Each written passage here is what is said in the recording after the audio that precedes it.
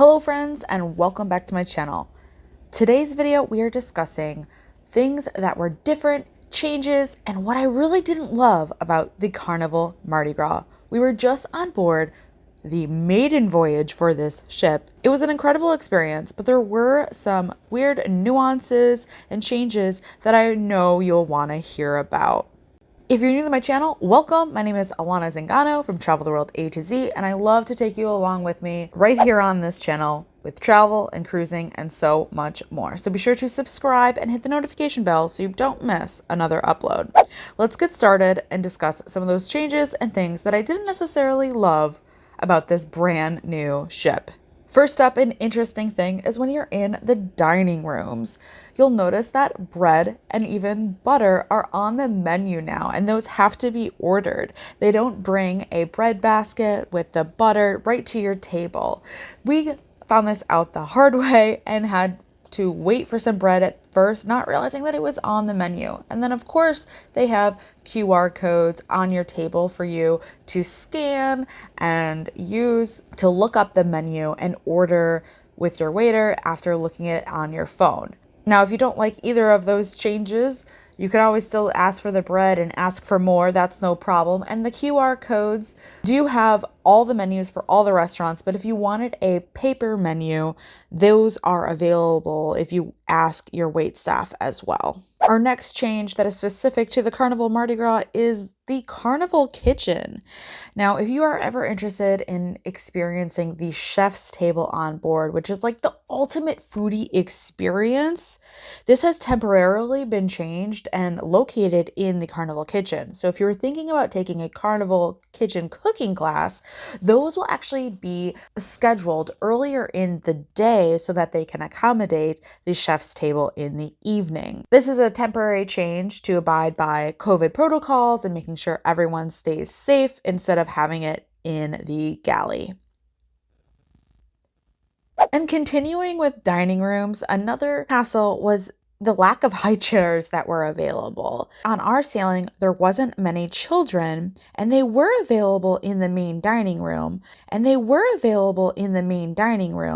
but they weren't readily available in every area of the ship.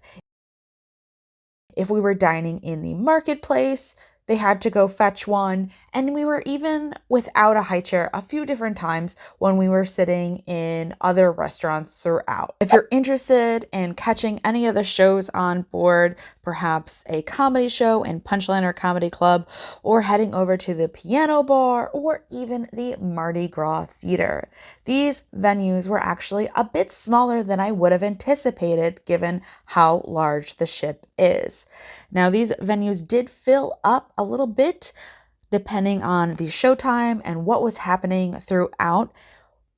A few evenings, the comedy show was even moved from Punchliner Comedy Club into the Mardi Gras Theater, and it was a full house in there as well. This is a pain point because I did see people stand in line to get an early front row seat of the Punchliner show. So if you want to catch that really early, you might want to stand in line if you want the best seat in the house. And if I had to make a prediction, I would think that reservations will be coming for those shows once the ships are running at full capacity. And you will have to do that through the Carnival Hub app. That's just my prediction of what's to come potentially for those type of entertainment shows. Another change, interestingly, in those venues is that a lot of the bar tables don't move. Some do throughout the ship, but we found out that some of those tables, when you rest your drink on, they don't move. So if you're sliding and trying to move chairs out of the way and rearrange the furniture, you can't. So an interesting nuance indeed, but it was something to note. So if you have any rough seas, you won't see these moving around. Getting around the ship is really easy. It is a large, beautiful ship, and you'll need the elevators to take you up and take you down. But I found it interesting that they didn't have buttons for expedited service. So basically, you tell the elevator what floor you want to go to, and the elevators will skip floors and move around and kind of do the hard work of figuring out how to get people as quick and as efficiently to where they want to go as possible.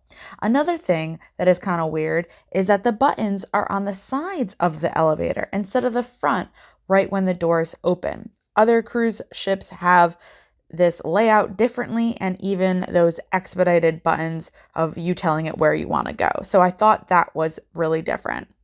Now, if you're traveling with your kiddos, you may have to change them and change their diaper while you are out of your stateroom. We did this a couple times, and I realized throughout the ship, there is a real lack of changing tables available in the public restrooms. They're kind of few and far between, only some public bathrooms have them. Hopefully this will be something that they can change, as putting in extra ones isn't that hard. So if you're brand new to cruising with Carnival, or if you haven't cruised with them in a long time, this one might be new to you. Turn down service with your room attendant is only one time a day.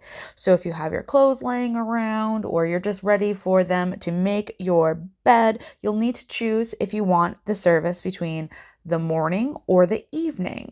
And you might want to keep this in mind depending on any nap schedule if you have kiddos, or just when you would like to have your bed looking plush for you to jump in it.